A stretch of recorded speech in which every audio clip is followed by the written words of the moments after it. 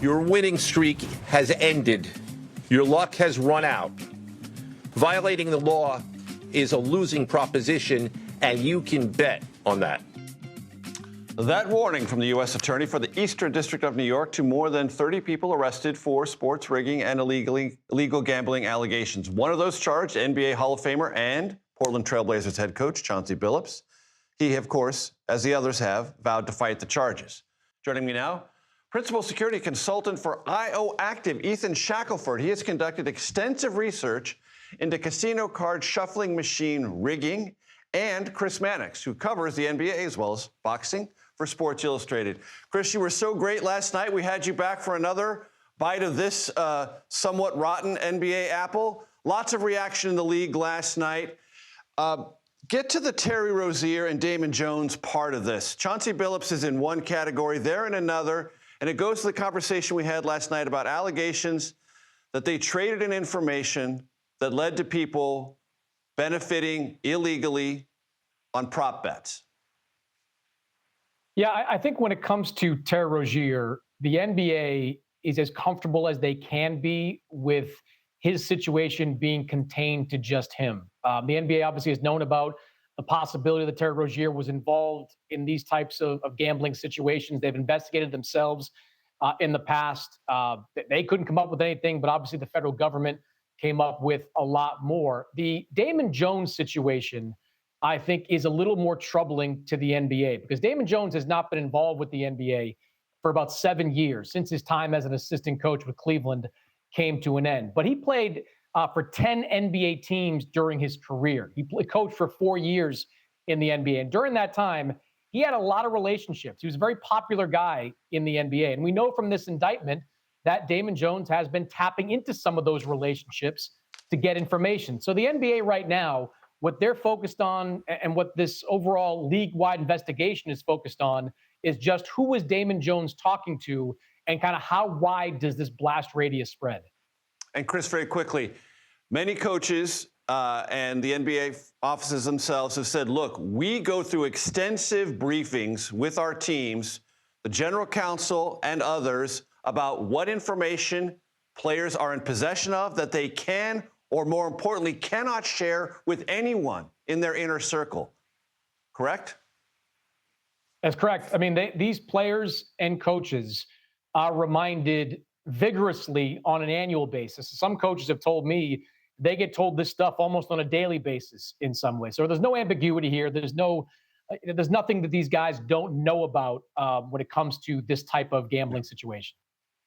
Ethan, thanks for your patience listening to Chris walk us through the NBA side of it, because for the audience's benefit, this is really two different kinds of things.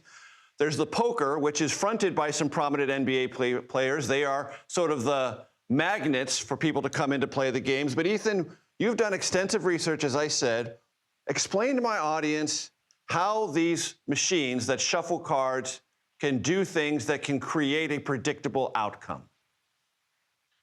So these shuffling devices, these machines, like most other things in the world right now, are electronic devices. And in fact, in the shuffling machine that seems to have been in use in this case, includes various connectivity options and fancy features, in theory, to improve the integrity of the game, the protection of the game, and just the usefulness of the shuffler itself.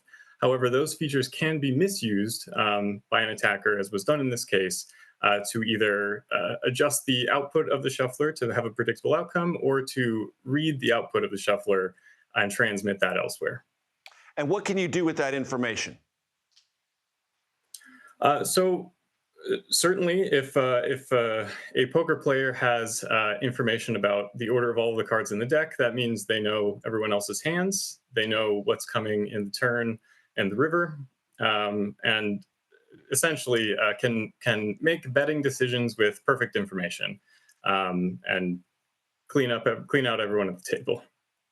And Chris, this brings us to use the terminology in poker, the river, a river of information. And that's what this is connecting both of these different kinds of investigations. Information that people who are not supposed to have it can come in possession of to bet more and make more. So Chris, to your expertise and your conversations throughout the league, the average person in my audience, myself included, would say almost all the people we're talking about make or have made millions of dollars. What on earth would lead them in this direction when they're already pretty well set? Well, I think that's the operative phrase, the assumption that they're pretty well set. I don't disagree with the premise of the question that a guy like Terry Rozier, who's made $135 million already in his pro career, should not be, according to the indictment, giving out information that leads to a couple $100,000 in bets, which he'd only get a portion of. Chauncey Billups had a very successful NBA career, had a successful broadcasting career, and is now a successful NBA coach. He should not be involved with these types of poker games and maybe unwittingly delivering some information of their own. The only thing I keep hearing from NBA coaches and executives over the last 24 hours is that you never really know how much money these guys actually have. You never really know how much they've lost over the course of their career. You can only surmise that both of these guys, and probably many others, don't have quite as much money as people think they do. And Ethan, two questions for you. If you are an experienced poker player, and I've met a few in my life, I used to live in Las Vegas way back in the day in the 80s, can you detect if you're in the presence of something that has been manipulated as you've described with this machine shuffling? And second question, is there a way to make them unhackable or make them unmanipulatable, the machines?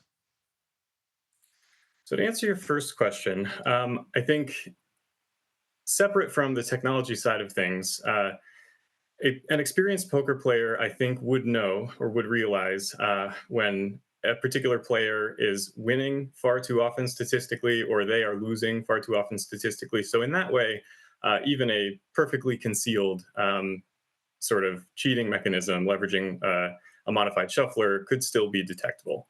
To answer your second question, I think there are two prongs here. The first is that I won't claim that anything is unhackable, but certainly there are steps that can be taken in any piece of equipment, any electronics, to make it much harder for an attacker to be able to leverage these things. And that's part of the services that we provide at IOActive is giving that information to help our clients defend themselves.